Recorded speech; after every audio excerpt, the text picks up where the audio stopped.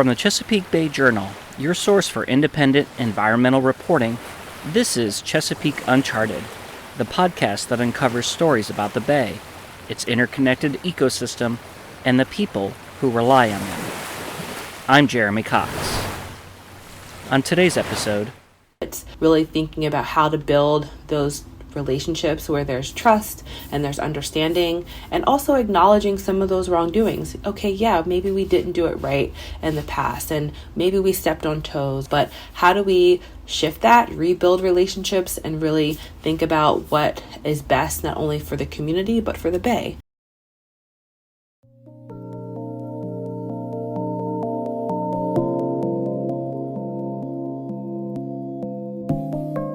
the construction of new nuclear power plants, industrial sites, and landfills, community-level decisions about where to develop parks and where not to. Environmental injustices are endemic in the Chesapeake Bay watershed and beyond. Marginalized communities have shouldered a disproportionately heavy burden of society's environmental problems. Only in the past few decades has this been increasingly recognized as everyone's problem. In the month that this podcast is being released, environmental and social advocates are celebrating the 30th anniversary of the federal government's first formal recognition of the pollution disparities between our country's haves and have-nots. It came in 1994 when President Clinton signed Executive Order 12898. The directive called on federal agencies to address the disproportionate environmental and health consequences in minority and low-income communities. The anniversary was bittersweet. For much of those intervening years, advocates struggled to win legal support in the courts and funding from the government. Legally speaking, there hasn't been much movement on the federal level, but there have been significant strides to recognize injustice by top courts in certain states, including Virginia and Pennsylvania. And in terms of dollars and cents, the Biden administration's Infrastructure Law and Inflation Reduction Act have invested unprecedented amounts toward the cause. Traditionally, many mainstream environmental organizations have shown more interest in other matters, things like preserving wetlands, saving endangered animals, and promoting recycling. Important stuff, but people living in disadvantaged communities often felt like their environmental concerns weren't getting the same attention. Problems like poor air quality, lack of access to parkland, and the health consequences from excessive heat. Those same environmental groups who largely overlooked such problems are now, in many cases, admitting they were late getting on board, and there's a new generation of leaders pushing for action from within.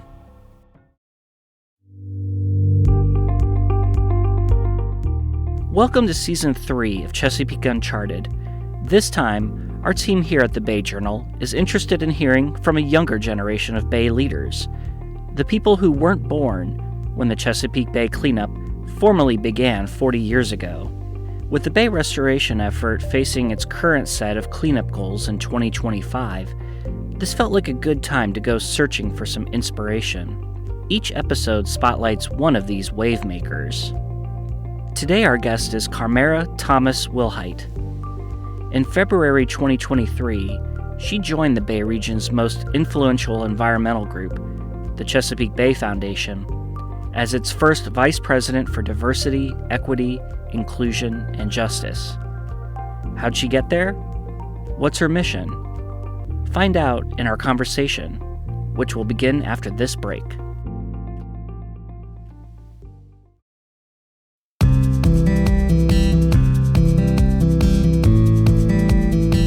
Hi, this is Laura Lutz, editor at the Chesapeake Bay Journal. I hope you're enjoying our podcast, and I'd like to invite you to join the community of Bay Journal readers.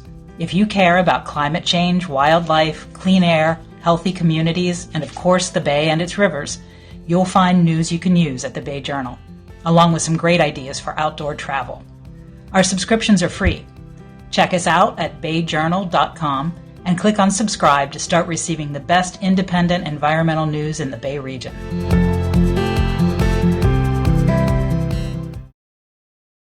Hello again.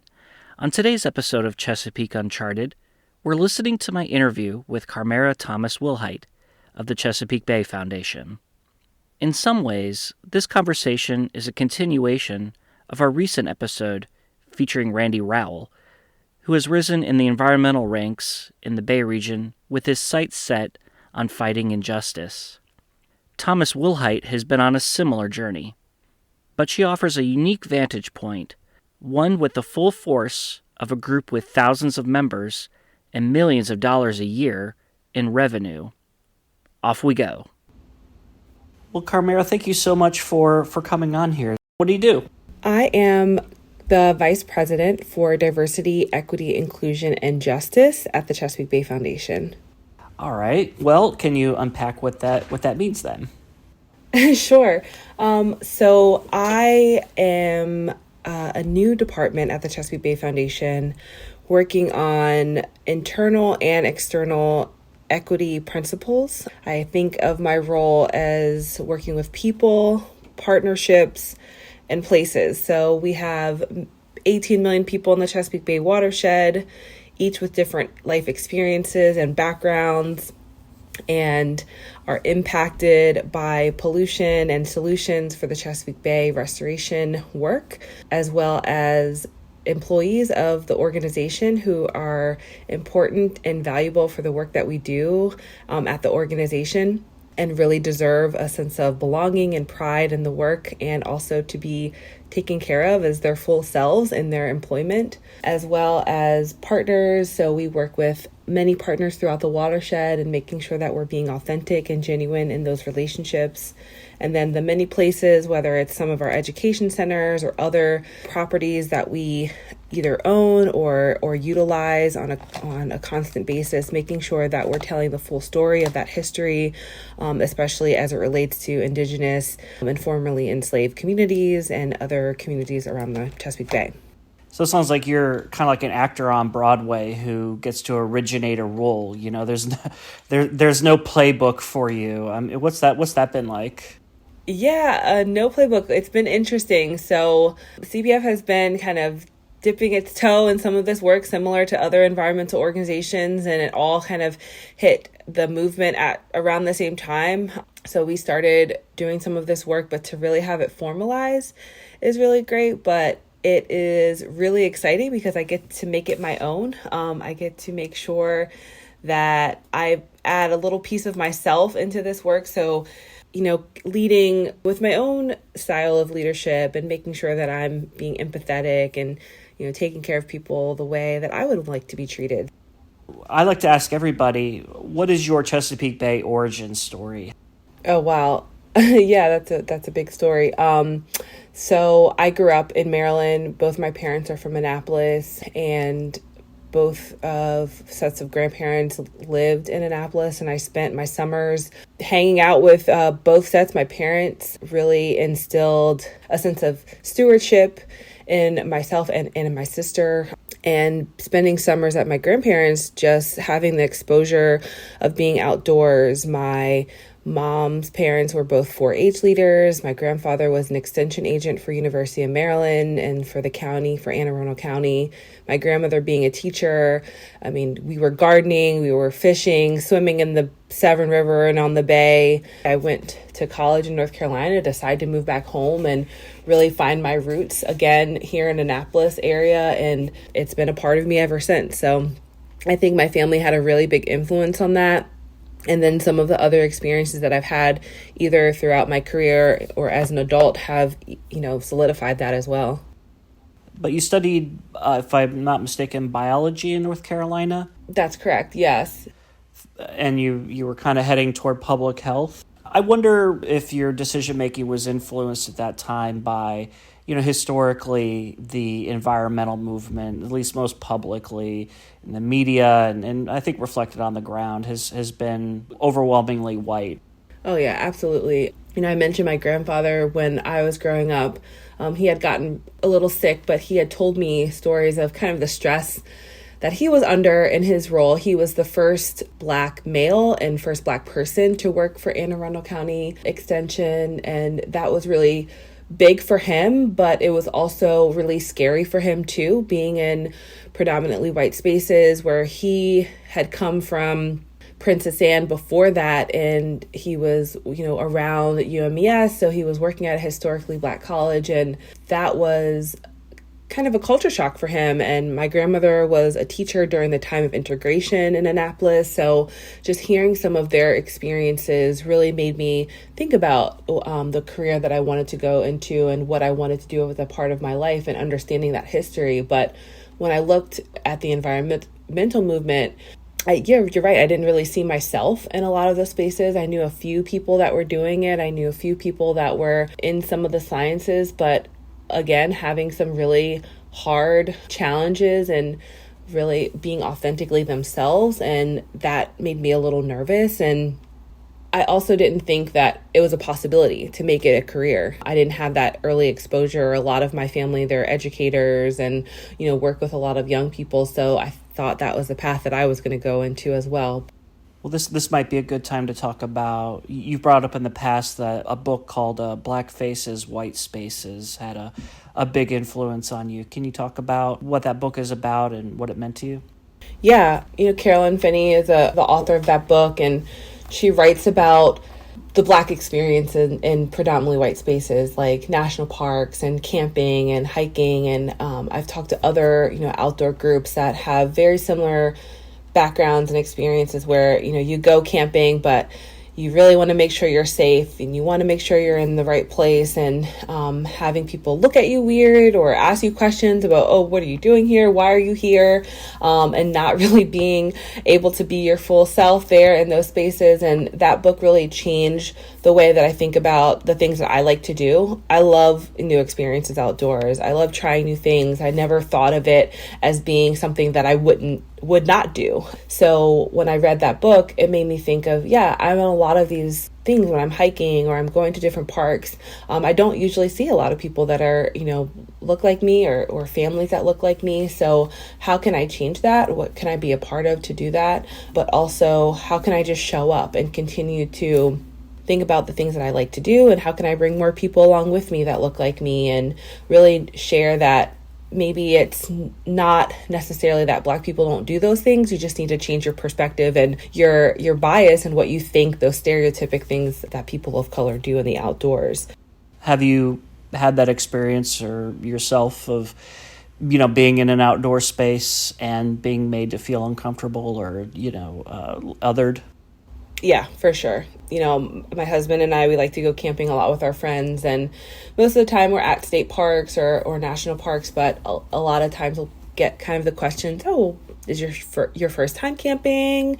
Do you like to do this? What brought you here? And we camp a lot. We camp at least twice a year, if not 3 times a year. And one of our friends, he's a former Boy Scout, and we have all the skills and gear and everything, but we always get some questions or some looks. So and we just we like to camp and hike and all of those things, but sometimes I do feel that way. I always question my safety if I'm alone sometimes too. So not just as a Black person, but also as a woman. So I think there are many times when I'm outdoors I feel that way, but that's changing. There are a lot of spaces where there are different groups that you can join, and different people are seeing and changing their perspective and what that looks like. I'm curious what places or what place maybe inspires you the most that you've been to. Oh my gosh, that's a really good one. That is a hard question. I told you these would be hard questions. Wow, I honestly think that for me, I have a lot of places that are nostalgic for me, that bring me the most joy. When I go to a local place like Jonas Green, or if I go to Sandy Point Park, I know that sounds really simple, but those are places I went to as a kid. And I mentioned I spent a lot of time with my grandparents. They took me to those places, and when I'm there, I smell some of the same smells. And my cousins and I talk about the time where there was this awful fish kill at Sandy Point, and we were like stepping on fish bones, and it was gross, but it was just so funny because those are the things that we remember the most. Or my grandfather, I think literally driving us all over the state of Maryland just to show us almost every county in Maryland, because he knew the state really well, and he would tell us about different farms that he had visited and talk to them about their crops and things like that. So yeah, I don't know. I think Maryland, I'm a Marylander. I love it here, and I am so glad that I moved back home after college, because there's so much to do and there's so many things. You can go to the mountains and the bay and the ocean all in like a matter of 4.5 hours. Well, so you joined the Chesapeake Conservation Corps, and, it's a novel experience from a personal standpoint, but it was a novel experience, period, because you were part of the inaugural class. Wow. So so you really, I guess you guys were the ones setting the tone for everybody else, right? Yeah, of course. Setting the standard. Gosh, how many years ago? Like almost 13 years ago. That's crazy to think about. But yeah, I was in the inaugural class, and when that program first was announced, it was really geared towards diversifying the environmental space. There were 20 of us that were hired that year, and CBF was my host. I went through the whole ranking system, and when I was selected, I had no idea what I was getting myself into. But my mentor was just like, I am excited to have someone who's interested in the bay, interested in planting trees, ready to drive trucks and tractors and all kinds of things. And I was just like, oh, wow, this is going to be fun. And she was right. That program, to me, honestly, was life-changing and career-changing, because it really set the trajectory for myself and the things that I was most interested in and the thing that I wanted to do moving forward. So I am extremely thankful for that program. If folks are unaware, this is a program created by the Maryland legislature in 2010, geared toward people 18 to 25 years old, to pair them with environmental organizations for 1 year paid terms of service. So, but it sounds like you really got to see a little bit and do a little bit of everything there. Was there anything that really stuck out to you as an experience you had during that year? Yeah, I planted a lot of trees. That was a lot of fun, but I think the most important part was it prepared me to talk to people about the importance of trees in the bay, and really work with people who shared the same passion. I also really enjoyed a lot of the professional development around that program, meeting with other cohort members, but also having the opportunity to interview and to meet other leaders of organizations and really start to build my network in the environmental community. But then after a few years of doing that, you went back into the health field. You're doing this important work, but of course the Bay Foundation comes calling again. How did you end up going back into the environmental movement? The Chesapeake Bay Foundation had just started a partnership with the Waterfront Partnership of Baltimore, and they were looking to create a oyster restoration and set a really large goal for swimmable, fishable harbor, and oyster restoration was a part of that. So how do you put 5 million oysters in the Baltimore harbor and grow them around bases there? So I applied for another position that was Healthy Harbor Manager, or mostly their volunteer coordinator for Waterfront Partnership and CBF. So working with both organizations to set up volunteer engagement around oyster restoration and cleaning around the watershed around the Baltimore harbor. I'm curious, people listening to this in Baltimore, you're proud of your town and all, but you want to be realistic about it. I mean, having spent that time, looking so closely at that issue, do you see that swimmable, fishable goal is attainable for the harbor? I think a goal is great to have. There are many other cities across the country that have waterways very similar to the Baltimore Harbor, where it is safe to swim on certain days and certain occasions. But I honestly think that we need to just be careful around some of the conversations around water quality, but also equity. Sometimes swimming, just the activity of swimming, is a privilege, and that makes me think about the people in Baltimore and some of the access that they have to the harbor. So to me, it's just an access issue as well as could be attainable goal. And then you move over to the Conservation Fund, and I'm curious, you saw things, I'm sure, from a different perspective there. What did that experience mean to you? Yeah, wow. That is at a national level, I realized that a lot of the issues, pollution, environmental and climate justice issues that we were talking about in the Chesapeake Bay watershed were the same across the country. There are a lot of communities that are up against some pollution and stormwater and impacts of underinvestment.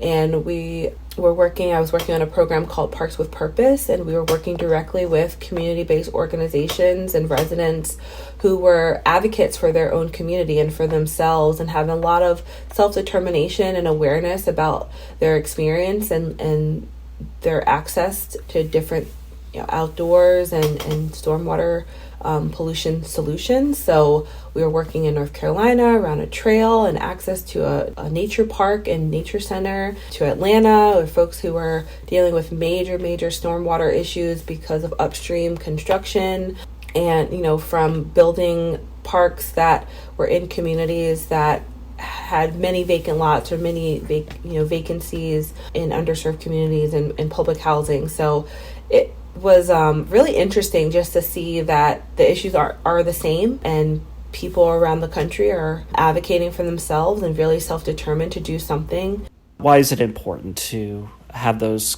community voices lead and shape these kinds of initiatives? I'm a believer because it's something that is real to me. You have people that have different perspectives and backgrounds, and we all bring, different uniqueness to this work, and it is not a privilege to breathe clean air or have clean water and have access to those resources. It's a right.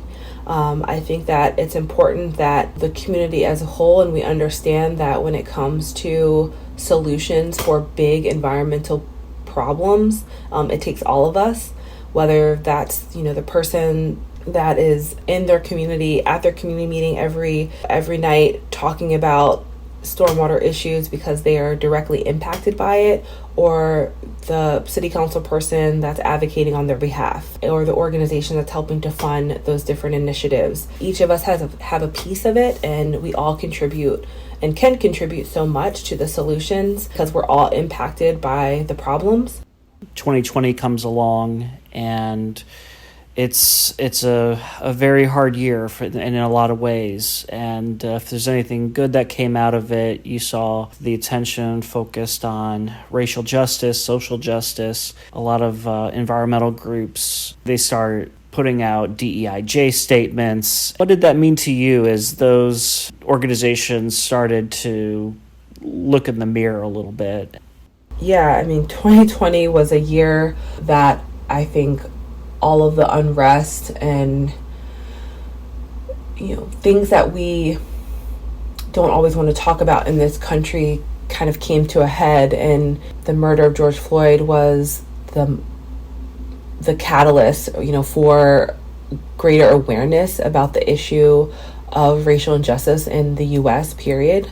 And then COVID exacerbated all of those inequities when it came to access to healthcare and other things and vaccines. But it also caused us all to pause and really pay attention to what was happening. I think of COVID, not just as a human health crisis, but also as a way that we all had to take a beat and have to really pay attention to what was happening around us, because we had nowhere to go except for in our homes. So that was really an important time in our U.S. history and in our movement, because we know about the civil rights movement and some of the protests around the civil rights. And when George Floyd happened, it was a larger group of people, not only in the U.S. but globally, really seeing all eyes on this issue.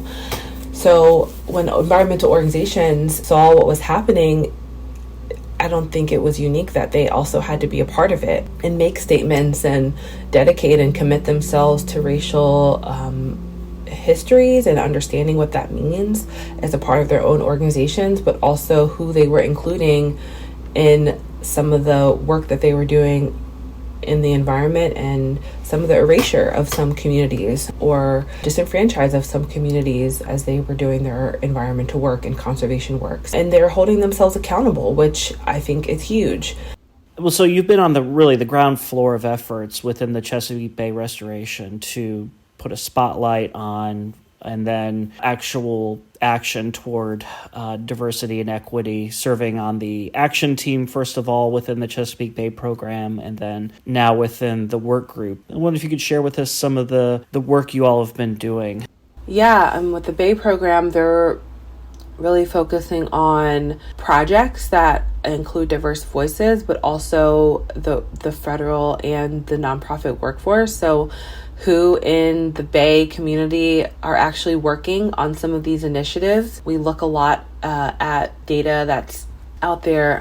Green 2.0 has a transparency report card, and just looking at the leadership and the staff that are a part of the Chesapeake Bay movement. The Bay program put goals, for hiring and retention in that space, but also talking about a lot of challenges and projects that we're doing around the watershed. And there have been some really great projects from, different federal agencies around acknowledging history, not only around Black History Month, but others, and thinking about who space is for and what these projects mean. And again, that federal funding. I mean, it's huge to see some federal agencies really have an opportunity to allocate funding to projects in community-based organizations or in communities that have been really on the front lines of a lot of this, environmental injustice.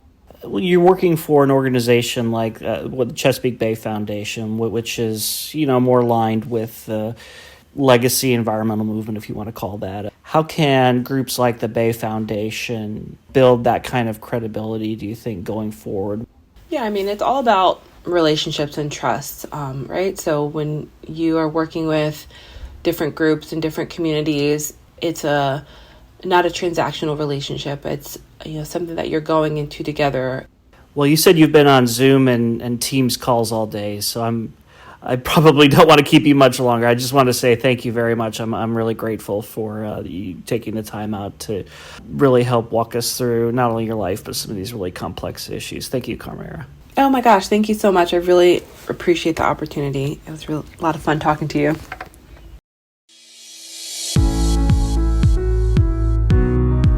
Chesapeake Uncharted is brought to you by the Bay Journal, your source for independent environmental news in the Chesapeake region. Production for this episode was by me, Jeremy Cox. The story was edited by Laura Lutz. Our marketing and advertising director is Jackie Kane. You can find more episodes of Chesapeake Uncharted on your favorite streaming service or at ChesapeakeUncharted.com. If you like what you're hearing, sign up for a free Bay Journal news subscription at BayJournal.com.